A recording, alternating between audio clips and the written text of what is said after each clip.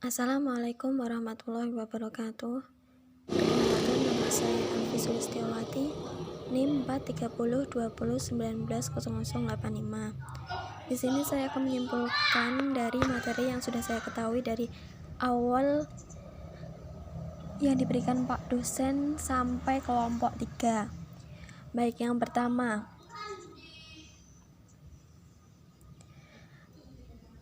mengenai kegunaan manajemen.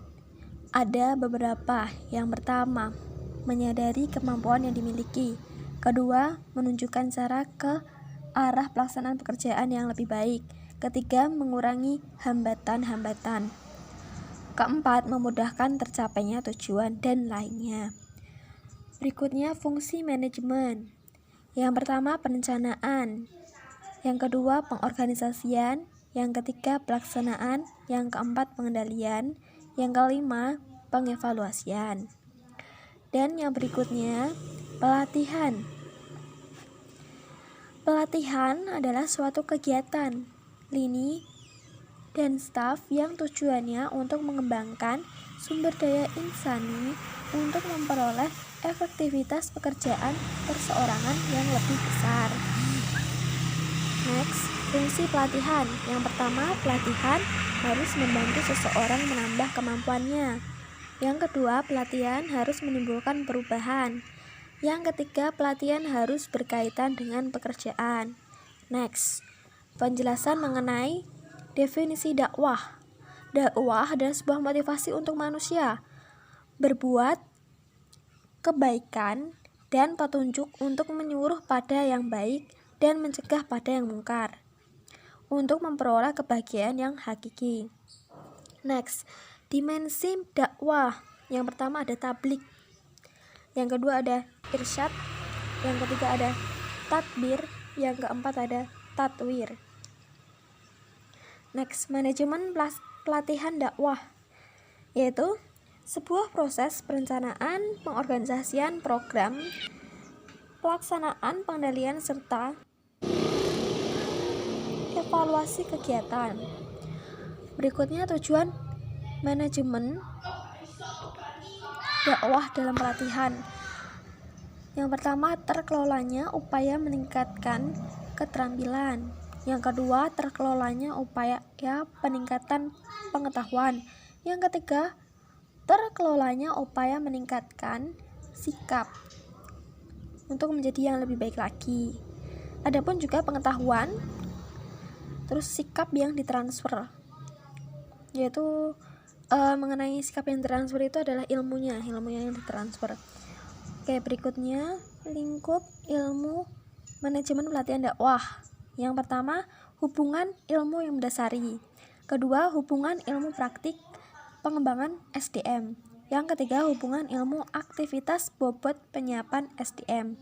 Berikutnya, kemunculan manajemen pelatihan dakwah adalah perubahan peradaban manusia yang semakin maju dan butuhnya pengembangan kualitas yang dimiliki manusia, khususnya di bagian dakwah wali songo.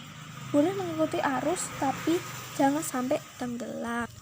Next, menurut Ridwan dalam buku DDM, Dasar-Dasar Manajemen, anggota organisasi dengan untuk menggunakan semua sumber daya organisasi untuk mencapai tujuan yang disepakati. Manajemen pelatihan dakwah juga memiliki tujuan, penyebab, aktivitas, usaha sebuah kelompok, dan abstrak. Manajerial ada dua, yaitu 1. Sumber daya dan fasilitas dakwah. 2. Orientasi dan pemanfaat sumber daya. Itu tujuannya. Dan SPKPD adalah suatu studi yang diadakan dalam mengumpulkan dan menganalisis gejala-gejala kekurangan dalam keterampilan, pengeluaran, sikap dari calon peserta pelatihan. Siklus kebutuhan dalam pelatihan dakwah. 1. Identifikasi kebutuhan dakwah. 2. Variabel bebas. 3. Evaluasi. 4. Menentukan tujuan latihan. 5. Identifikasi kebutuhan peserta. 6. Menentukan judul sajian. 7. Analisis. Berikutnya, merumuskan tujuan. 1. Tujuan umum dan khusus. Kedua, tujuan yang diukur. 3. Tujuan yang memiliki jangkauan hasil penulisan baik. 4. penulisan yang baik. Menulis dengan cara yang baik. 1. Menggunakan bahasa yang sama dengan calon peserta. 2. Membuat pelatihan yang menarik. 3. Susunan kalimat pendek dan tidak terlalu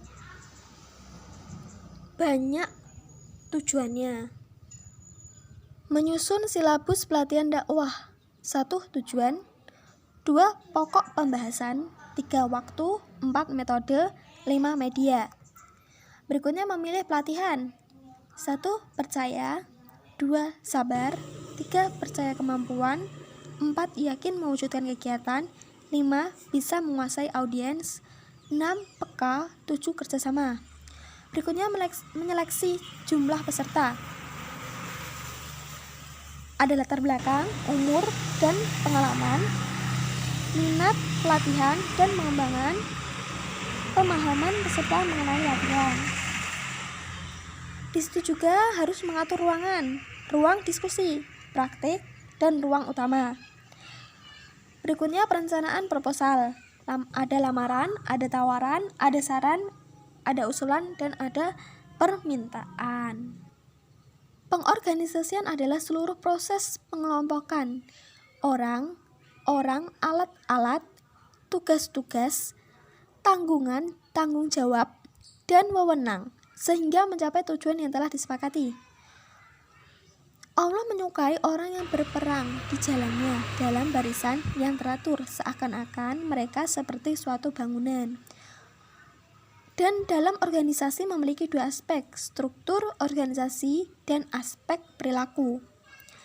Pengorganisasian kebutuhan pelatihan dakwah harus memenuhi beberapa tujuan atau perancangan. Yang pertama, merumuskan kerangka acuan. 2. Menggandakan bahan pelatihan. 3. Merancang survei. 4. Merancang program lanjutan. 5. Melaksanakan dan menganalisis hasil survei. 6. Merumuskan kebutuhan pelatihan dakwah. 7. Menyusun paduan latihan. 8. Meninventarisasi. 9. Mengundang calon peserta.